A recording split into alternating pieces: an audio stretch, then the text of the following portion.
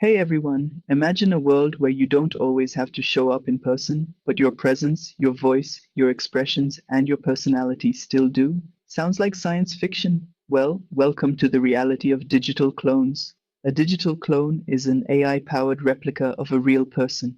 It mimics your voice, your face, and in many cases your communication style. Think of it as your virtual twin, capable of speaking on your behalf, answering questions, or even hosting meetings while you're busy elsewhere. Now you might wonder, how is this even possible? Behind the scenes, it involves a combination of advanced technologies, AI and machine learning for understanding language and intent, text-to-speech synthesis and voice cloning for accurate vocal replication, deepfake video and 3D modeling for facial and body mimicry, and video rendering engines like HeyGen to stitch it all together.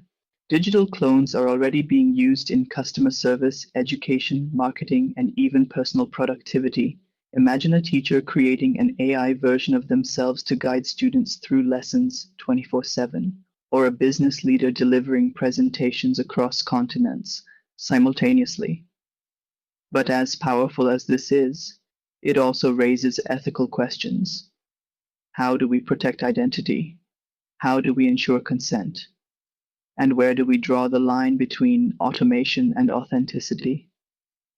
As we move ahead, digital clones won't replace human connection, but they will enhance communication, making it faster, more scalable, and more personalized than ever before.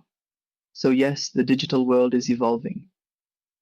And perhaps the next time someone says, "I'll be there," it might just be their digital self showing up instead. That's my time. Thank you all.